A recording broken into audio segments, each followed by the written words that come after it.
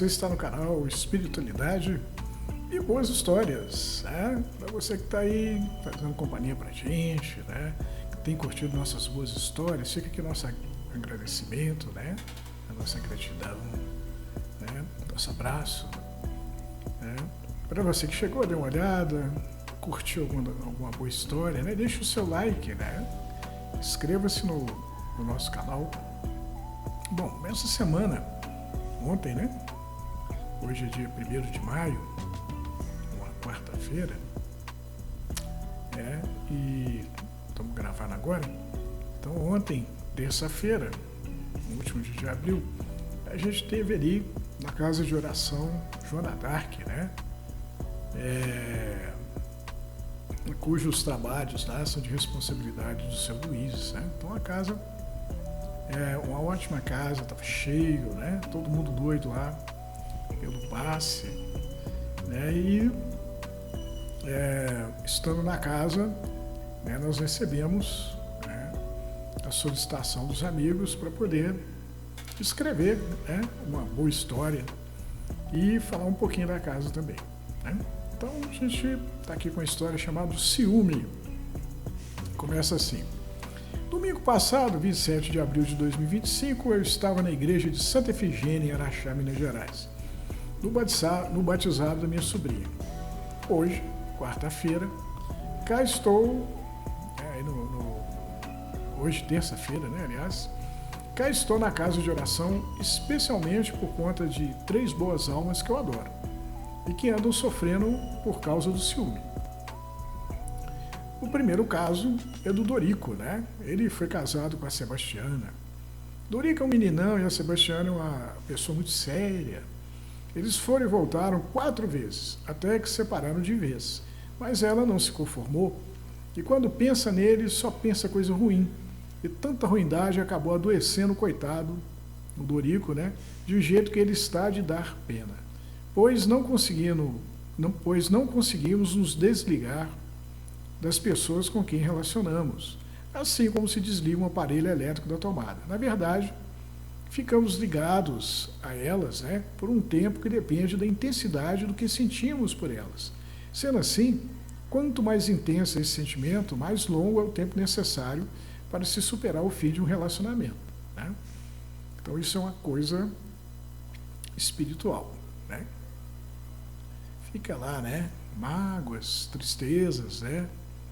Remorso pelo rompimento da relação, isso adoece a gente, né? Isso me faz lembrar uma história que ouvi do Chico Xavier, em que ele vinha apressado, atrasado que estava para o trabalho, quando foi abordado por uma senhora. Ele se desvinculou dela com alguma coisa que disse a ela, tipo, mais tarde a gente conversa, mas alguns passos adiante foi parado pelo mentor espiritual Emmanuel, né, que disse ao Chico que voltasse nos próprios passos e desse a atenção à senhora que ela merecia. O Chico fez o que o mentor disse para ele fazer, deixando a senhora toda feliz, né? E quando ele se pôs novamente no caminho, Emmanuel pediu para que ele parasse e observasse a senhora, quando viu que luzes saíam do coração dela em direção ao peito do Chico. Olha que lindo, né? A história termina com o mentor amigo perguntando ao Chico se ele podia imaginar o que aconteceria caso o Chico tivesse ignorado a senhora. Acho eu que, nesse caso, não seriam luzes que viriam ao encontro do Chico. Concorda comigo? Mas pauladas, facadas e balas de revólver ou até de canhão, depende do tamanho da raiva da pobre coitada, não é verdade? Então, acontece, né? As pessoas chegam, eu preciso falar com você, fala, depois a gente fala. Poxa, isso mata a gente de raiva, né? Pois é, a nível espiritual, o que o Emmanuel falou para o Chico, é que essa raiva, ela é que nem, a história fala, que nem fosse uma punhalada, né? Uma facada. O segundo caso, né, é de uma sobrinha. Quando o seu Luiz foi à casa da minha sogra, ele esteve com uma sobrinha minha muito querida e revelou que ela também havia sido alvo do desamor de um antigo namorado, que ela nem se lembrava mais quem era. E era por esse motivo que a vida dela não fluía como devia.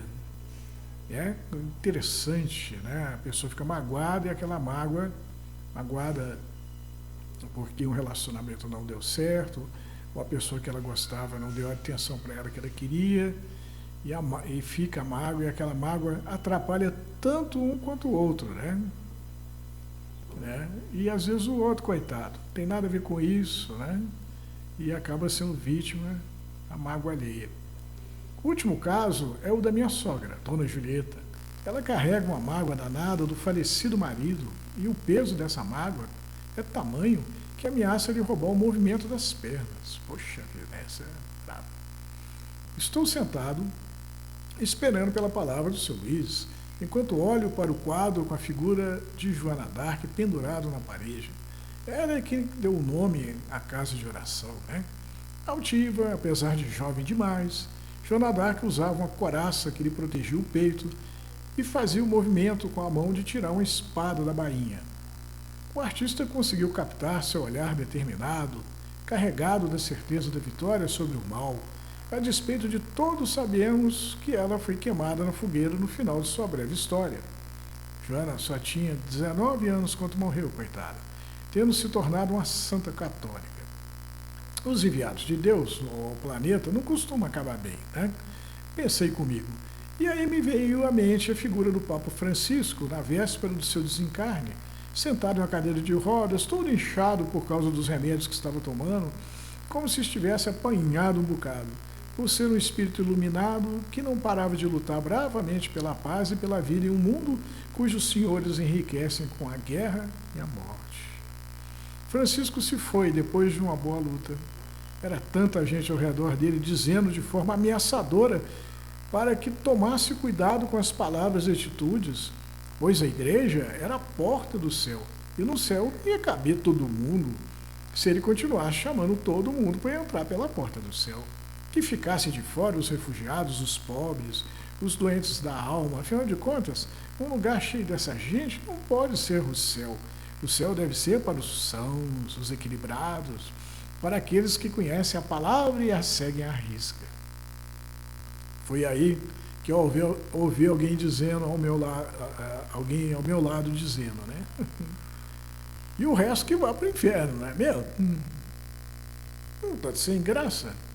Procurei com os olhos da carne onde estava engraçadinho, que fez troça com meus pensamentos. E como não achei ninguém, fechei os olhos da carne, abri os do espírito, e com eles vi um sujeito cheio de manchas pelo corpo, abraçado por um demônio. Quem é você? Ah, meu nome é Hirtaco. Você é um cobrador de impostos, não é? Eu cocei a cabeça e sorri, né? É assim. Eu trabalho a cobrar imposto. Pois é, né? Eu estou aqui para ajudá-lo, a pedido do Mateus. Um demônio tinha os olhos vermelhos arregalados para mim e sorria cinicamente. Mateus? Que Mateus? Hirtaco suspirou, demonstrando certa impaciência. Ah, meu Deus, né? O cobrador de impostos. Quem mais seria? Ah, você está falando de Mateus, o discípulo de Jesus? Um enorme sorriso malandro tomou conta do rosto de Hirtaco. Eu pedi a ele que me ajudasse a me unir com a mulher que eu amava. E ele me disse que ela estava prometida a Jesus. Hirtaco me deu um encarado e falou alto e bravo. O que você faria no meu lugar? Percebi que Hirtaco percebeu meu olhar de reprovação para o demônio que ele tinha como amigo inseparável. Tá bem. Eu fui tomado pelo ciúme e mandei matar Mateus. Levando a mão ao queixo, Hirtaco refletiu antes de prosseguir. Fiz isso porque me senti indignado, afinal, Ifigênia me trocou por Jesus, e Mateus queria me convencer que estava tudo certo. O demônio continuava rindo e não parava de me encarar. Tá certo, que coloquei fogo na casa das irmãs de caridade, com Ifigênia e tudo dentro. Hirtaco levou as mãos ao rosto. Vacilei, eu sei. Eu sucedi o meu irmão, pai de Ifigênia, como rei do meu país, e achei que tinha o direito e o poder de fazer tudo o que me desse na cabeça. As irmãs de caridade então apelaram para Jesus e o fogo se apagou na casa das irmãs e se acendeu no palácio, consumindo tamanho sua violência. Também ganhei uma lepra e a companhia do meu amigo aqui. o demônio do ciúme e terminei por me matar. Desde então, tenho tentado me redimir, aproveitando as oportunidades que aparecem de testemunhar o poder devastador do ciúme para a alma. Hirtaco mexeu a cabeça como se estivesse incomodado. Balançou a cabeça. Depois do carinho que o demônio fez na orelha dele. Eu poderia ter reencarnado inúmeras vezes, tido inúmeras companheiras, vivido a experiência da felicidade familiar, mas o demônio não me deixa esquecer o tanto que eu gosto da Ifigênia e que ela devia ser minha e que ela me trocou por outro. Olhei para a pobre figura de Hirtaco e perguntei a ele: como você pretende me ajudar, meu amigo? Hirtaco sorriu satisfeito. O demônio também. Posso conversar com Sebastiana, a antiga companheira do Dorico, com o antigo namorado da sua sobrinha e com sua sogra, se desejar. Quer dizer, ele queria aparecer com o demôniozinho dele do lado, explicar o que aconteceu com ele, aí o pessoal ia ficar com os cabelos arrepiados e ia largar o ciúme, por medo, de ter como companheiro um demônio vermelho, um demônio com os olhos arregalados, vermelho, um sorriso cínico, abraçado na gente. Fiquei imaginando o que a ex-companheiro do Dorico acharia de receber a visita em um sonho da dupla Hirtaco e o demônio do ciúme. Esse último com seus enormes olhos vermelhos arregalados. O tal namorado da minha sobrinha, que ela não se lembrava de quem se tratava, com toda certeza também não ia gostar da visita. Quanto à minha sogra, temia que o remédio para a mágoa dela fosse forte demais, afinal, ela já tinha certa idade e seu coração andava batendo mais devagar, e eu não queria ser responsável pela cura da alma dela ao custo de uma parada cardíaca, por conta do susto. Agradeço, meu amigo, por ter vindo em meu socorro, mas preciso pensar antes de tomar uma decisão. Vi a decepção nos olhos de Hirtaco. Porém, ele não discutiu e ele e o demônio se foram. Antes, porém, Hirtaco me disse que se eu precisasse, ele voltaria para me ajudar. Quando o trabalho na casa de oração terminou e eu rumava para minha casa, pelo caminho, fiquei pensando quem será que andava em minha companhia, abraçado a mim, mexendo na minha orelha, que nem o demônio do ciúme mexia na orelha do Hirtaco o tempo todo, soprando no meu ouvido coisas para que eu não me esquecesse delas, para que eu as mantivesse vivas em minha mente. Seriam anjos ou demônios? Esses pensamentos fizeram com que eu tivesse pena de Hirtaco. Prisioneiro do ciúme fazia 2 milênios, e aí comecei a sentir pena de mim mesmo, e meu coração foi tomado por um sentimento que exigia que eu me livrasse dos meus males o mais rápido possível, para não terminar como Hirtaco. Mas, como eu sentia que eu não tinha forças para tanto, comecei a orar pedindo a força de Deus, e quando terminei de rezar o Pai Nosso, mentalizei a última parte da oração: Senhor, livrai-me de todo o mal. E acrescentei por minha conta: porque sou fraco, Senhor, e sem sua força eu não dou conta. Amém. Que assim seja. Gostaram da história? Que história interessante, Pois é, a gente estava lá na casa, quando o Hirtaco apareceu.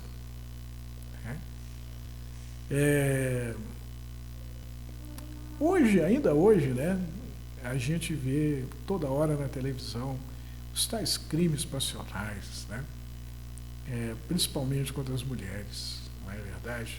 O camarada mata a esposa, o cara esfaqueia, dá tiro na pobre coitada, na namorada, mata a namorada, o atual namorado da ex-namorada. Outro dia, aquela menina, ficou famosa aí, não me lembro mais o nome dela, que ela estava indo para casa, quando no ponto do ônibus ela foi interceptada por um sujeito que estava perseguindo ela, que perseguia pela internet, ficava de olho nela, matou a menina. Então o ciúme ainda está aí, E o interessante da história, que no caso do Hirtaco, como ele foi alimentado nos últimos 2000 anos, né, se transformou um demônio de olhos vermelhos arregalados, que fica abraçado nele o tempo todo. Né? E há uma reflexão no final do vídeo da história, né? O que será que anda abraçado na gente? Não é verdade? Pois é, a casa de oração é para isso. Né? A gente senta lá, ouve uma palavra, né? O Evangelho de Jesus, toma um passe, reflete, né? A gente pensa um pouco, uma coisa que pouca gente pensa na nossa vida espiritual, sendo que o Espírito é eterno e a carne não. A carne é breve, né? Passa aqui rapidinho. Ele já está ficando velho, daqui a pouco tem indo embora, e o Espírito como é que vai ficar? Né? Então, são reflexões que a gente tem que fazer, que a gente tem que encarar. A gente tem que saber na companhia de quem a gente anda. E tem que saber também que a gente é que alimenta nossos companheiros espirituais, com as nossas atitudes, nosso comportamento, né? Com a nossa boa vontade ou com o nosso zedume. Né? Então eu volto a perguntar, com quem que você anda abraçado, né? Espero que vocês tenham gostado dessa boa história. Fiquem com Deus e até a próxima boa história.